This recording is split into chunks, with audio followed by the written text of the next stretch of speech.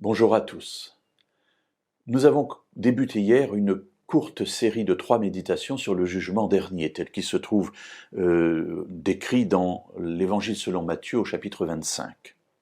Jésus parlant d'un roi qui va séparer des boucs et des béliers et qui dit à ceux qui sont sauvés et qui sont à droite, « Venez, vous qui êtes bénis de mon Père, recevez en héritage le royaume qui vous a été préparé dès la fondation du monde.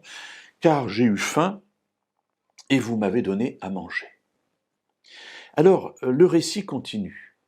Jésus décrivant un certain nombre de situations très pratiques, très pragmatiques, où ceux qui sont sauvés sont intervenus en faveur de ceux qui avaient besoin.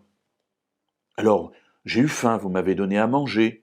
J'ai eu soif, vous m'avez donné à boire. J'étais étranger, vous m'avez recueilli. J'étais nu, vous m'avez vêtu. J'étais malade, vous m'avez visité. J'étais en prison et vous êtes venus vers moi. Voilà ce que Jésus décrit au chapitre 25 de l'Évangile selon Matthieu, au versets 35 et 36.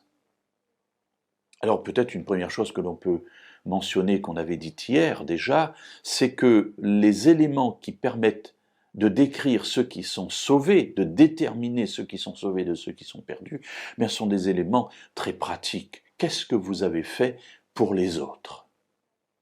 Voilà. Intéressant d'ailleurs de noter qu'ici, il ne s'agit pas de grandes discussions théologiques, mais vraiment de la vie pratique de tous les jours. Est-ce que vous vous êtes soucié de ceux qui étaient plus faibles, de ceux qui étaient plus démunis, de ceux qui se trouvaient à votre portée, juste à côté de vous? Et Jésus dit, bien, ceux qui sont sauvés, ils s'en sont occupés correctement. La réaction de ceux-là est intéressante. Verset 37, « Alors les justes lui répondront, « Seigneur, quand avons-nous vu avoir faim? T'avons-nous donné à manger, ou avoir soif, et t'avons-nous donné à boire?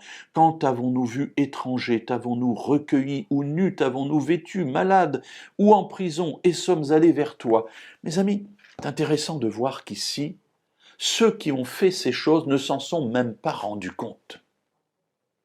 Ils n'ont pas fait ces choses pour être sauvés, mais ils ont fait ces choses simplement parce qu'ils avaient en eux cet amour que Dieu avait mis en eux pour ceux qui les entourent.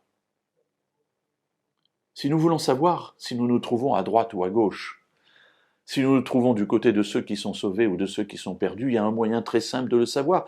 Est-ce que nous sommes sensibles à la souffrance des autres?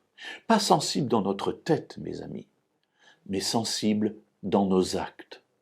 Combien de temps est-ce que je passe pour aider les autres? Combien d'argent est-ce que je donne pour aider les autres? Combien est-ce que d'énergie je déploie pour aider les autres, pour être sensible à leurs difficultés et à leurs souffrances? Voilà un bon thermomètre de ma foi et de mon salut. Alors nous verrons demain, dans cette dernière méditation, ce que nous pouvons en tirer comme conclusion.